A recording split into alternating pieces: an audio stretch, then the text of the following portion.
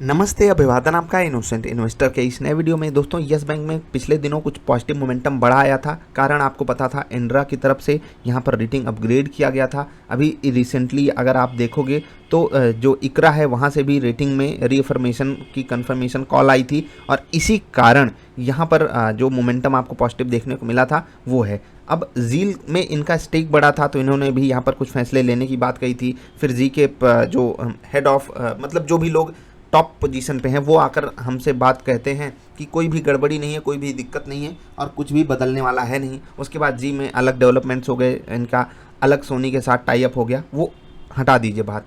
अब यहाँ पर एक नैरेटिव हो सकता है कि एक की तरफ से दूसरे के लिए किया जाए, जैसे कि अभी कुछ लोग घड़ियाली आंसू आकर दिखाएंगे किसके लिए, एडिशनल टीयर 1 बॉन्ड होल्डर्स के लिए। लेकिन वहाँ पर जो रियलिटी है वो मैं आपको बताना चाहता हूँ, बहुत ध्यान से सुनिएगा। कहानी थोड़ी सी पीछे जाकर आती है।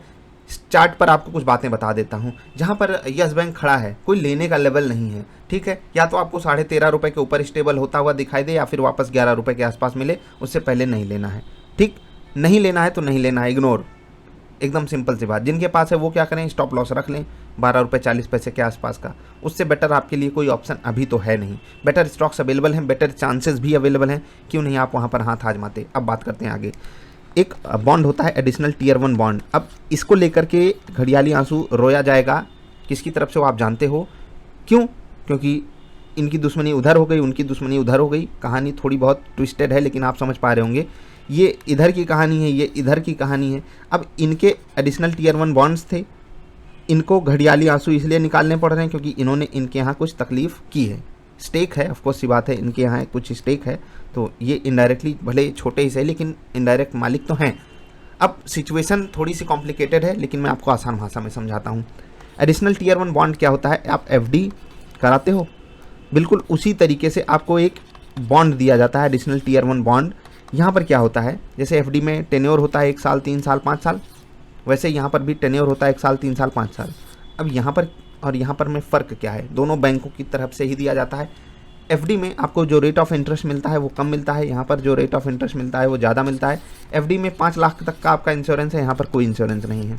यहाँ पर रेट ऑफ इंटरेस्ट ज़्यादा है, याद रखिएगा, लेकिन यहाँ पर सिक्योरिटी कोई नहीं है। अब हुआ क्या था यस बैंक के केस में, बहुत ध्यान से सुनिएगा। यस बैंक के टॉप लेवल के अधिकारियों ने, इवन क्लर्क्स ने, इवन मैनेजर्स ने बहुत बड़े लेवल पर एफडी कराने वालों को एडिशनल टीयर 1 बॉन्ड्स दिलाया था। और यकीन नहीं होगा आपको, ऐसा लोगों ने आकर पब्लिक डोमेन में बोला है कि उनको, मतलब वो बेचारे एफडी कराने गए थे, मतलब अपना पैसा सेफ रखने। उनको बता दिया गया एफडी जैसा ही तो होता है 81 बॉन्ड्स, होता तो एफडी जैसा है, लेकिन रिस्क कौन समझाएगा? रिस्क कोई नहीं समझाया था। यस बैंक बर्बाद हुआ, पूरा का पूरा एडिशनल टीयर 1 बॉन्ड्स हज़ारों करोड़ रुपए राइट ऑफ कर दिए गए थे। और पता है, जब आरबीआई से ये सवाल पूछा गया तो आरबीआई ने क्या जवाब दिया था? जाकर पुरानी कटिंग होल्डिंग आप पढ़िएगा। साफ साफ आरबीआई ने कहा था, जो राइट डाउन किया था इन्होंने बॉन्ड्स को, कि investors can't blame regulator. Regulator मतलब आरबीआई को इन्वेस्टर्स कुछ नहीं कह सकते हैं अगर आपका पैसा डूब गया, क्योंकि आपने एंजॉय किया था higher returns in good times. जब यस बैंक का अच्छा समय था तब तो आपने अच्छा रिटर्न एंजॉय किया था। अब फ़र्क कितने परसेंट का होता है वही मैं आपको समझाता हूँ। यहाँ पर 2% के लिए लोग कितना बड़ा रिस्क ले लेते हैं।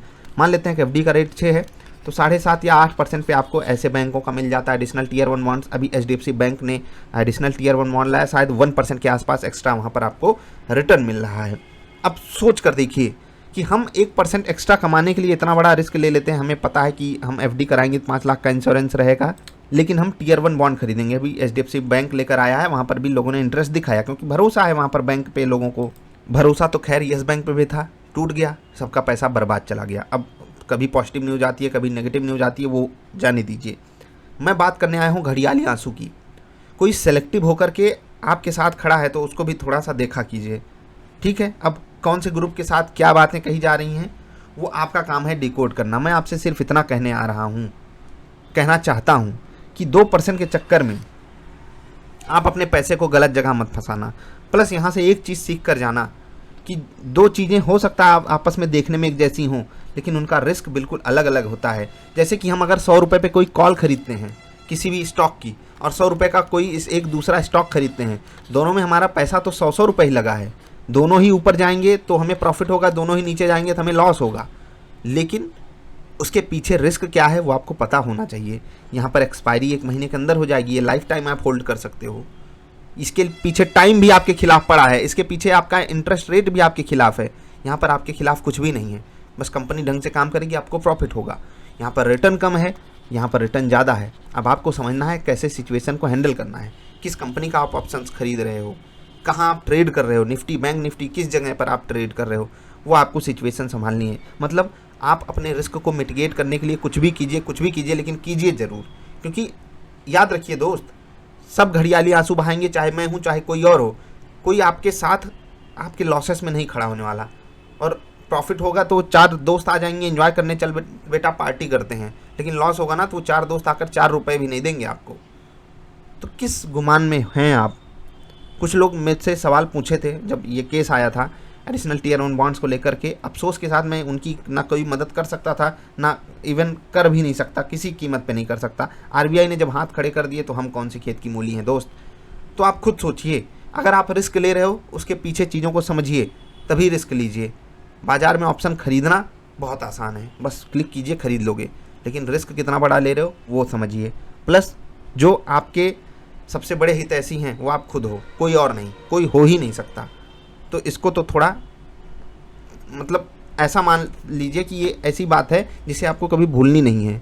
अब अगर आप खुद के सबसे बड़े हितैषी हो तो कैसे आप ऑप्शन खरीद सकते हो बिना लॉजिक के, बिना सेटअप पे? समझ रहे हैं मैं क्या कह रहा हूँ? थोड़ा इस पे विचार कीजिएगा, पुरानी वीडियोस को देखिएगा, तब आपको पता चलेगा। नहीं तो तकलीफ़ ऐसे ही बढ़ा दी जाएगी आपकी। और कुल मिलाकर बात सिर्फ इतनी है कि आप खुद की मदद केवल खुद ही कर सकते हो। हेल्प आप दूसरे लोगों से ले सकते हो, लेकिन ये मत सोचिएगा कि उस हेल्प से वो कोई आपकी मदद कर रहा है। चाहे मैं हूँ चाहे कोई और हो, सबका अपना निहित स्वार्थ है आपकी हेल्प करने में। चाहे आप एफडी कराइए, चाहे आप स्टॉक मार्केट में पैसा लगाइए, म्यूचुअल फंड खरीदिए, बॉन्ड्स खरीदिए, लिक्विड फंड खरीदिए, सोच समझ के इन्वेस्ट कीजिए। अभी इतना ही, नमस्कार।